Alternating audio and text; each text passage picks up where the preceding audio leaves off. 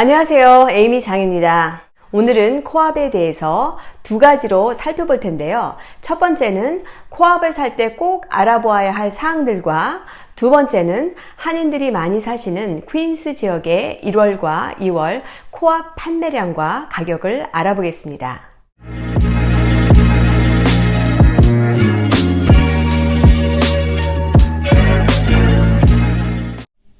대부분의 코압들은요, 예전에 임대 빌딩이었다가 코압 빌딩으로 바뀌게 되었습니다. 코압 유닛을 구매하는 것에 대해서 궁금해 하시는 분들이 계시는데요.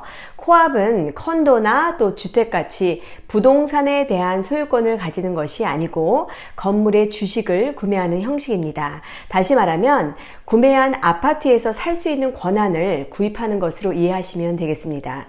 그리고 코압 빌딩의 운영은요, 코압 보드라고 하는 이사회를 통해서 관리가 됩니다. 또 이사회에는요, 보드 멤버들이 있는데요.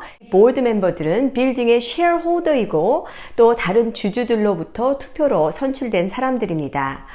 이런 형식이기 때문에요, 코압의 소유권은 개인이 아니라 회사입니다. 그리고 코압에는 두 가지 종류가 있는데요. 첫 번째는 임대할 수 없는 100% owner occupied 된 빌딩이 있고요.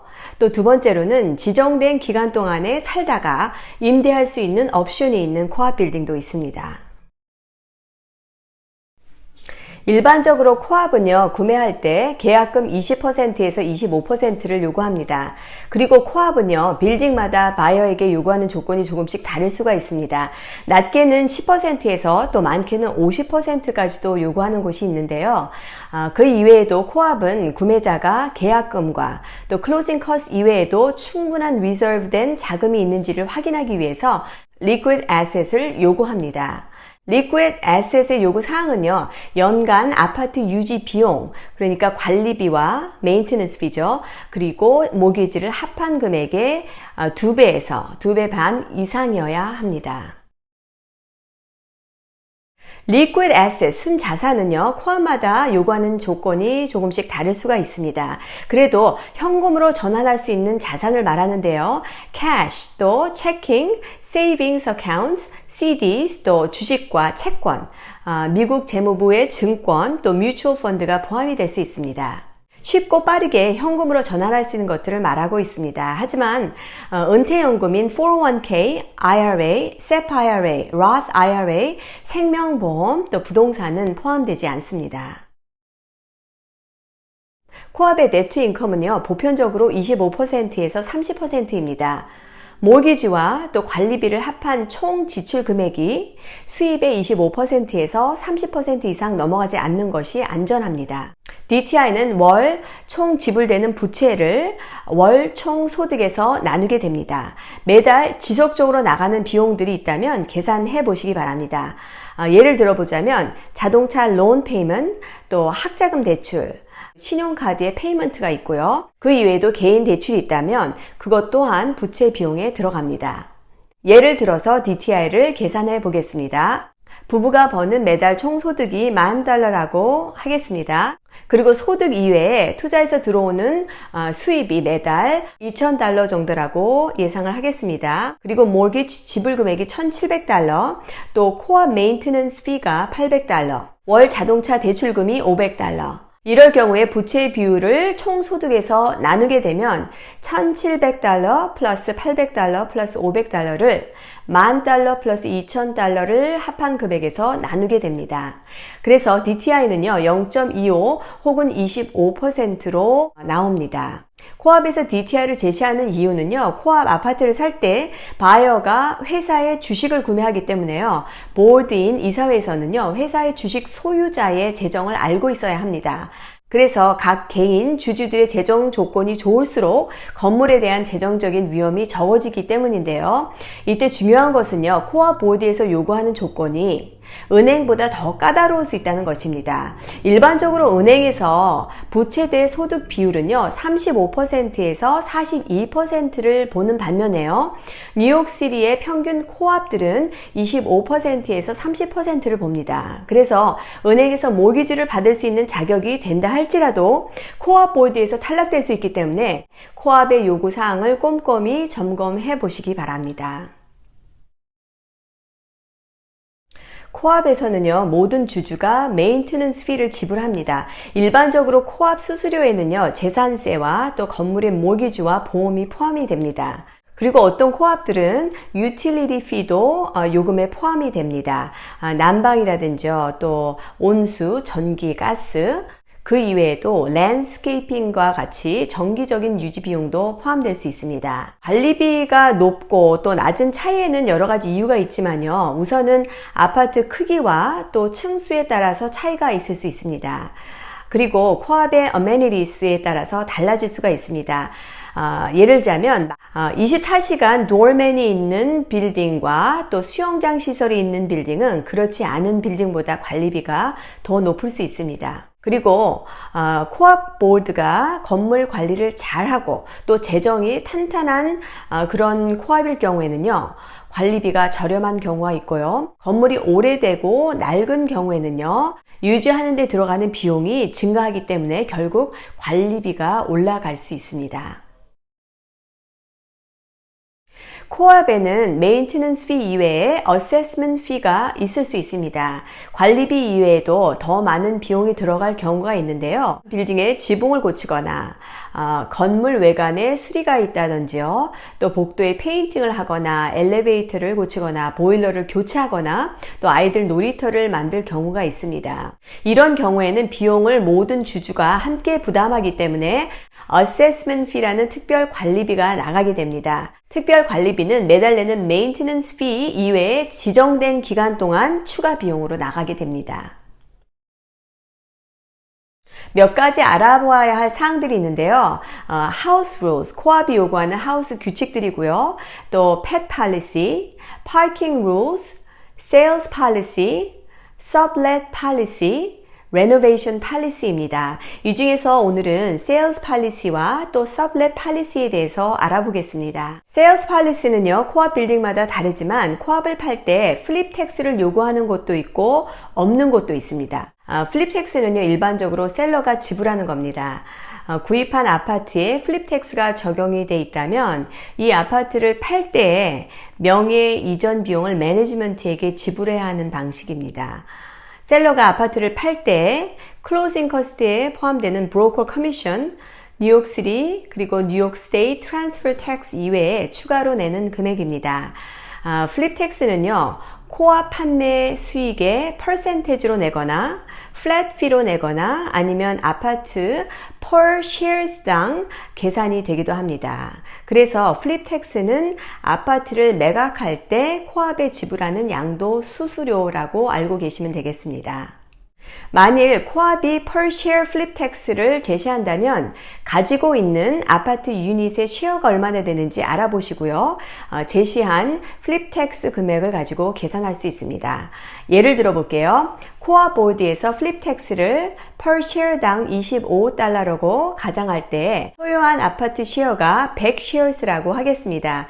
이럴 경우에 100 shares 곱하기 $25를 계산하시면 flip tax는 $2,500가 나옵니다. 하지만 코압에서 수익에 대한 flip tax를 부과할 경우에는 계산이 조금 달라지는데요. 코압 보드에서 요구하는 flip tax가 판매 수익의 10%라고 가정을 하겠습니다. 처음 아파트를 구매한 가격이 $250,000라고 할게요. 레노베이션 한 비용이 $100,000라고 하겠습니다. 그리고 15년 후에 판매 가격이 $500,000라고 할게요. 이 경우에 $250,000, 첫 구매 가격이죠. 그리고 $100,000, 공사 비용입니다. 이 총 판매 가격인 $500,000에서 이 두 금액을 빼게 됩니다. 그리고 수익금은 $150,000가 나오는데요. 이때 $150,000를 10%와 곱하게 되면 $15,000가 나옵니다. 이것이 바로 수익에 대한 플립 텍스가 되는 겁니다. 코압에는 서블렛 팔리시가 있습니다. 아파트 테넌트를 찾을 때 규칙인데요. 세입자가 코압에 들어올 때도 철저한 심사를 통해서 들어갑니다. 그래서 코압은 적게는 1년에서 최대 2년까지 서블렛 기간을 허용하는데요. 대부분의 코압은 주주들에게 서블렛을 하기 전에 최소 2년에서 3년 동안 코압 유닛에 살 것을 요구합니다. 이 조건을 지킨 주주들에게 5년 중에서 2년 동안만 서블렛을 할 수 있게 합니다. 기간 제한이 없이 서블렛을 하는 코업 건물이 있긴 하지만 아주 드뭅니다. 코업을 구매할 때와 마찬가지로 아파트를 임대할 때에도 코업 보드의 승인을 받아야 하기 때문에요. 테넌트도 보드의 조건을 맞추고 또 심사를 거쳐야 합니다. 그래서 일반 렌트보다는 시간이 더 오래 걸릴 수 있다는 것을 유의하시기 바랍니다. 그리고 서블렛을 할 때 여러 가지 코업에 내는 수수료도 있는데요. 어플리케이션 피와 신용과 신원 조사하는 수수료가 있고요. move-in 또 move-out fee도 적용이 됩니다. 이런 내용들은 서블렛 팔리시를 통해서 확인하시면 되겠습니다. 코업의 장점은 첫 번째, 코업 가격은요, 콘도 가격보다 반 이상 저렴하다는 것입니다. 두 번째는요, 코업의 규칙에 따라서 또 엄격한 심사를 통해서 들어갈 수 있기 때문에 좋은 신용 점수와 또 인컴 보고를 하시는 분들에게는 적은 금액으로 내 집 마련의 기회가 됩니다. 저희 클라이언트들 중에서 신혼부부들 같은 경우에 작은 코업 아파트에서 시작을 하셔서 팔 때쯤 되면은 가격도 오르고 또 코업을 팔고 단독 주택으로 이사를 가시는 분들이 많이 계십니다. 세 번째 장점은요, 코업 소유자가 모기지 이자와 또 재산세의 세금 공제 혜택을 받을 수 있다는 것입니다. 장점 네 번째는요, 코업도 차압의 경우가 있긴 하지만 드물고요. 대부분 코업 건물에는 임대하시는 분들보다는 주주들이 많이 살고 있기 때문에 깨끗하고 좋은 환경에서 살 수 있다는 것입니다. 첫 번째 단점은 코업은 건물에 대한 모든 규칙과 규정이 이사회가 감독하게 됩니다.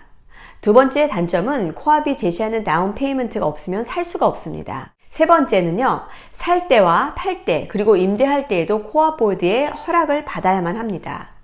또 한 가지는 코업의 융자는요, 코업을 전문적으로 융자해주는 은행을 찾아야 합니다.